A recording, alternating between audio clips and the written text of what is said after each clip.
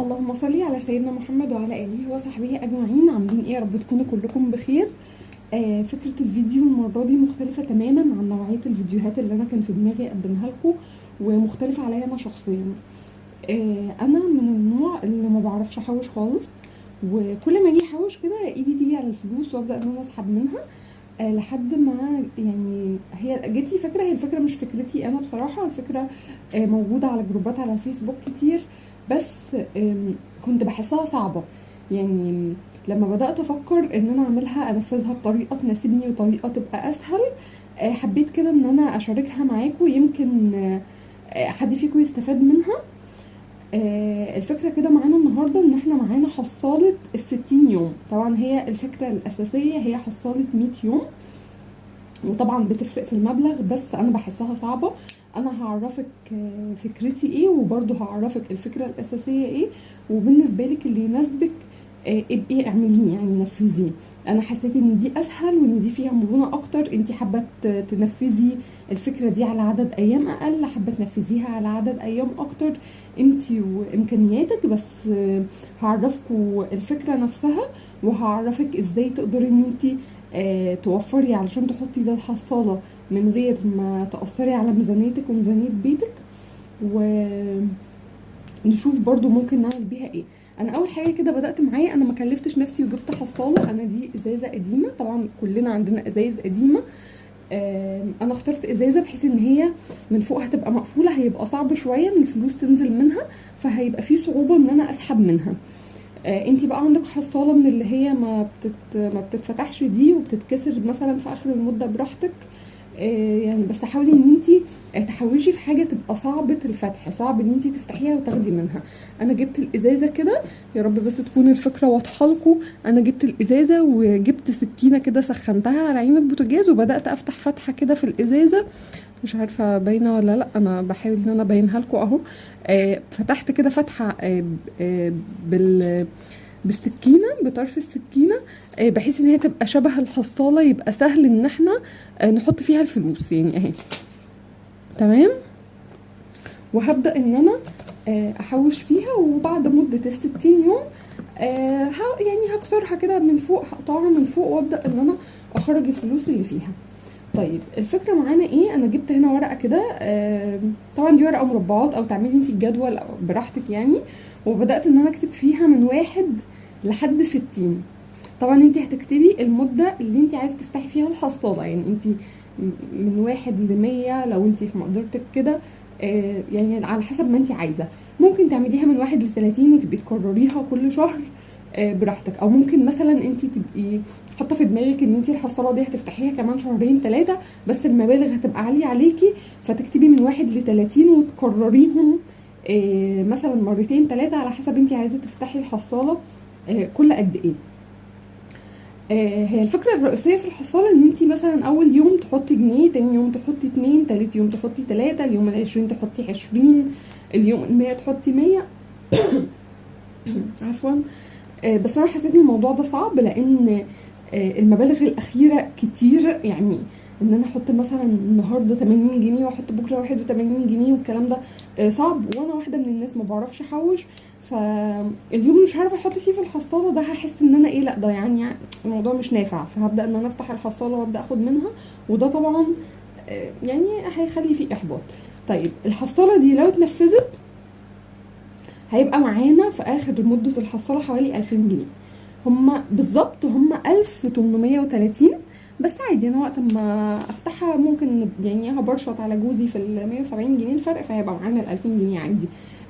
ممكن تعمليها طبعا لمواسم، احنا مدتها شهرين، فالشهرين مش مده طويله ان انتي تحوشي. بس في الغلا اللي احنا فيه ده، لما يبقى معاكي 2000 جنيه مثلا كل شهرين بعيد عن ايدك، فدي حاجة كويسة جدا. تنفع بقى مصيف، تنفع دخلة مدارس، هتنفع دخلة عيد، الكلام ده كله. طيب الفكرة الأساسية زي ما قلت لكم ان احنا بنمشي بترتيب الأرقام، بس انا لقيت ان الموضوع ده صعب، فانا مش همشي بترتيب الارقام خالص. انا اليوم اللي انا معايا فيه مبلغ كبير هحط مبلغ كبير، اليوم اللي ما معيش هحط حتى لو جنيه او 2، وهمشي نفسي يعني بصوا اهو. انا الحصالة اهي انا لسه عاملاها. تمام. انا هبدأ الحصالة بكام؟ 11 جنيه. هبدأ احطهم معاكم اهو.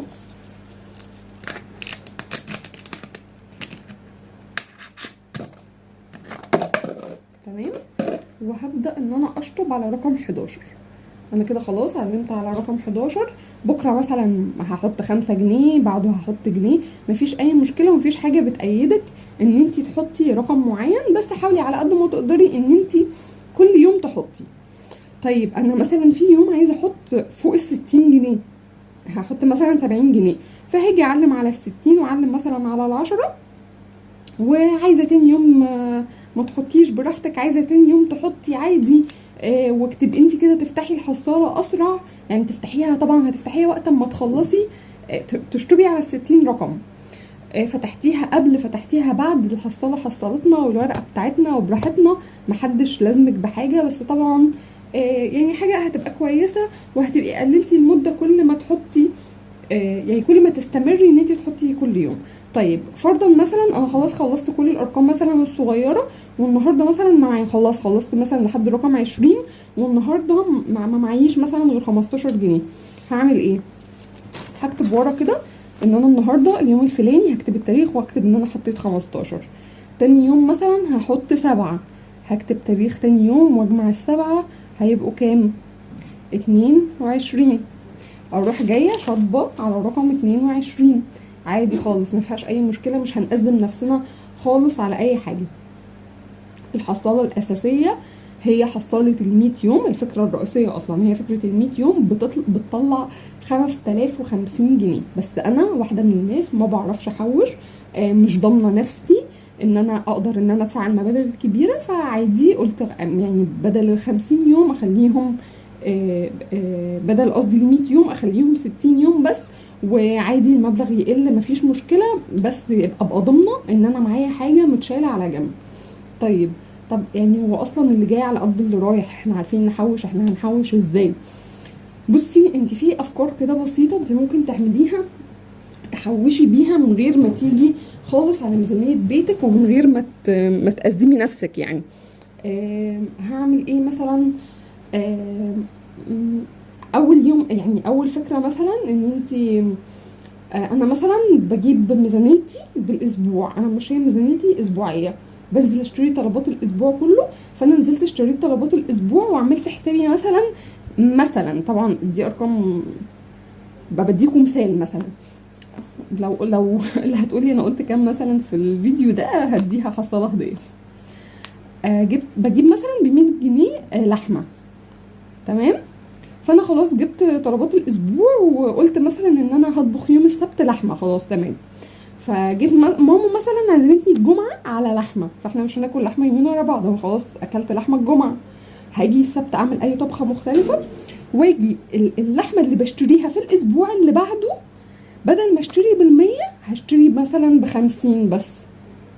خلاص اللحمه بتاعت الاسبوع ده او اللحمه بتاعت يوم السبت هي خلاص موجوده في التلاجة، لان انا اكلت لحمه الجمعه، فمش هاكل لحمه تاني السبت، مش هطبخ لحمه تاني السبت، فهطبخ السبت اي اكل خفيف او اي حاجه من اللي موجوده، مش لازم خفيف، اي حاجه من اللي موجوده عندي في البيت بس مش لحمه. فلما اجي اشتري طلبات الاسبوع اللي بعده هسيب اللحمه بتاعت السبت دي هتبقى معايا في الفريزر هتنفعني، وبدل ما اشتري ب100 هشتري، مش هقول لك اشتري ب100 يعني مش هقول لك عيني ال100 بس، لا عيني 50 واشتري بال50، بحيث برضو ان طبعا الاسعار برضو مش مستقره وفي غلا، ويعني ايه الحاجه برضو تبقى في البيت موجوده احسن. جبت مثلا انا خلاص هنزل اشتري مثلا برضو شوال رز ب200 جنيه، فلقيتي مثلا حماتك جايبهولك هديه، ف بس حلو. ف200 جنيه دول برضو عيني 100 وسيبي معاكي 100 في مصروف البيت. بتطلعي مثلا مصروف لولادك كل يوم 20 جنيه، جالك اخوكي جالك باباكي جالهم عمهم اي حد جاب لهم شنطه الحلويات المحترمه اللي بتكفي يومين 3 دي، فبدل ما تديلهم مصروفهم برضو عشان منها هتحافظي على صحتهم، ومنها يعني بند من بنود التوفير هتحطي ال20 جنيه دول في الحصاله. العيديات طبعا بتيجي مثلا في ايام عيد كبير مثلا، ف حد بيجيب لك موسم، جوزك بيديلك مثلا فلوس زياده، عرفتي توفري من الفلوس دي، التوفير ده كله هتحطيه في الحصاله هتعينيه. بص انا مش بنظر عليكم والله، بس هو انا واحده من الناس فعلا ما بعرفش احوش، ونفسي قوي ان انا اعرف احوش. وبعد تفكير يعني جبت لكم خلاصه التفكير. تمام. نازله ورايحه مثلا مشوار، وحاطه في دماغك ان انت هتصرفي مواصلات في المشوار ده 50 جنيه. على اخر وقت مثلا جوزك جه معاكي او اخوكي جه معاكي وصلك بالعربيه، فانت وفرتي ال 50 جنيه من المواصلات دول، فحطيهم في الحصاله. بتجيبي مشترياتك بالاسبوع، ومتعوده مثلا ان انت كل اسبوع تروحي هايبر ماركت معين، حاطه في ميزانيتك ان الزيت مثلا بتجيبي الزيت ب50 والرز السكر مثلا ب20. رحتي لقيتي مثلا في اوفر عليهم ان بدل ازازتين الزيت بدل ما هم ب100 فب80، فانتي توفرتي 20 فرق. فال20 الفرق ده برضو حطيه في الحصالة. نزلتي تجيبي مثلا خضار، انتي متعودة ان انتي بتجيبي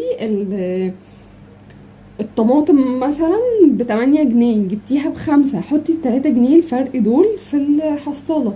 وما تقوليش هما الجنيه وال3 جنيه وال2 جنيه هيعملوا ايه. احنا مش هنتعامل مع المبالغ بعد كده انها مبلغ، يعني انا مش هتعامل مع الجنيه ده على انه جنيه، الجنيه ده هيجيب لي ايه، لا، انا هتعامل مع الجنيه ده على انه يوم في الحصالة، يوم هيخليني اكمل المبلغ اللي انا عايزه احوشه اسرع. فهو الجنيه ده انت وفرتي مثلا 3 جنيه، فال3 جنيه دول اهم يوم في الحصاله. نزلتي السوق مثلا وحاطه في ميزانيتك ان انت هتشتري حاجات ب100 جنيه، جبتي ب90 بس، فال10 جنيه ده يوم في الحصاله. تمام. ال10 جنيه ممكن كذا يوم في الحصاله، يعني ممكن احط النهارده 5، احط بكره 4، بعده جنيه، وهكذا. تمام. انا مش عارفه، يعني مش عارفه انا هل وفيت الفكره كلها، شرحت الفكره كلها ولا لا. اتمنى بس تكون الفكره واصله لكم. ولو في اي سؤال في الكومنتات انا معاكم، يعني لو في اي حاجه نسيت ان انا اوضحها فانا معاكم. طبعا زي ما قلنا حصلت ال60 يوم دول هتعمل 1830. انت حبيتي مثلا تزودي تخليهم 70 يوم براحتك، حابه ان انت تزودي المبلغ برضو وتعمليه على 60 يوم، ممكن لو انت امكانياتك سامحه وعارفه وضامنه نفسك ان انت هتقدري تحطي مبالغ اكتر، ممكن تبدأي بال10، يعني متبدأيش بجنيه، ابدأي ب10 جنيه. ممكن تزودي ل70 جنيه، يعني مشيها انت براحتك. ممكن تمشيها 2 جنيه 2، يعني 2 4 6 8. طبعا انا بس طرحت لكم الفكره، وقلت لكم البدايل، طرحت لكم الفكره الاساسيه اصلا بتاعه الحصاله، وانا فكرت فيها ازاي وعدلت فيها ازاي. براحتك خالص. النهارده معاكي فلوس حطي ال60، بكره ما معاكيش حطي الجنيه، عادي خالص وبراحتك، والموضوع في ايدك. الموضوع بياخد شهرين. لو طول معاكي زي ما قلنا والنهارده ما معاكيش فحطيتي النهارده جزء وكملتي بكره جزء، وطول معاكي تعمل مثلا بدل هما شهرين فتحتيها بعد شهرين ونص، مش مهم. المهم ان يبقى احنا معانا اي حاجه للطوارئ، اي حاجه بيجي علينا اوقات مثلا دخلت عيد والاسعار طبعا زي ما احنا شايفين اسعار غريبه، دخلت مدارس، عايزه تجددي مثلا حاجه في بيتك وفي اولويات تانية من مصروف البيت، فيبقى معاكي كده اي مبلغ على جنب تعرفي تطلعي منه. ان شاء الله تعرفوا تحوشوا وتعرفوا تكملوا الحصاله دي للاخر، وان شاء الله نعرف برضو اصمد للاخر. وباذن الله باذن الله لو الموضوع يعني كمل معايا على خير وكملتها باذن الله، هفتحها معاكم وهنشوف مع بعض احنا عاملين، يعني هنشوف مع بعض هنعمل بيها ايه او هعملها ليه. هو انا جيت لي الفكره لان في كذا حاجه عايزه اجددها في البيت، فقلت اعمل حصاله في حصاله كده، غير ان انا عندي كذا مناسبه ورا بعض الفتره الجايه بامر الله يعني يتموا على خير. فقلت برضو يبقى معايا احتياطي، بحيث ان لو الاسعار وقتها ما ساعدتنيش للمبلغ اصلا اللي معايا واللي انا مخصصاه، اعرف ان انا يعني ازود، تبقى الجزء للطوارئ. بس انا هامنكم امانه ان مش عايزين حوار الحصاله ده ينسينا ان احنا نطلع صدقات. يعني انتي مثلا حد معين او حاله معينه انتي عارفاها ماشيه مثلا في الشارع او ماشيه في السوق او الكلام ده، شفتيها بتراضيها، فبالله عليكم يعني الصدقه هي اللي هتفتح لنا وابواب الرزق، وهي اللي هتيسر لنا امورنا. فبالله عليكم يعني مش مثلا انت كنتي بتديله اللي فيه نصيب فتستخسري اللي فيه نصيب ده عشان تحطيه في الحصاله، لا. وانه كده والنيه لله ان وقت ما تفتحوا الحصاله برضو تطلعوا منها حتى لو جزء بسيط صدقه كده، عشان ربنا يكرم ويبارك في الباقي وتعرفي تعملي بيه اللي انت عايزاه واكتر ان شاء الله. وادعوا لي دعوه حلوه كل ما تحطوا كده جنيه في الحصاله، او كل ما تفتحوا حصاله كده ادعوا لي دعوه حلوه. ومش طالبه منكم بس اكتر من ان انتوا تدعموني، لان انا عندي افكار تانية كتير. فادعموني كده بلايك، وابعتي بقى الفيديو ده لاختك، لمامتك، لخالتك، لصاحبتك، عشان اكبر عدد يستفاد. احنا الظروف ضيقه طبعا الفتره دي على الكل. يمكن حد تبعتيله الفيديو يبقى مثلا عايز يسد دين، عايز حاجه ضروريه، حاجه عايز يحطهم مثلا في باب رزق، ايا كان. ممكن يبقى فعلا ممكن يعني محتاج مبلغ بسيط ومش عارف يجمع المبلغ البسيط ده ازاي، فالفكره دي تساعده. تنوروني طبعا بالاشتراك وفعلوا الجرس عشان توصلكم كل الفيديوهات الجديده. واي حاجه عايزين تسالوا عليها في النقطه دي انا معاكم في الكومنتات باذن الله هرد عليها.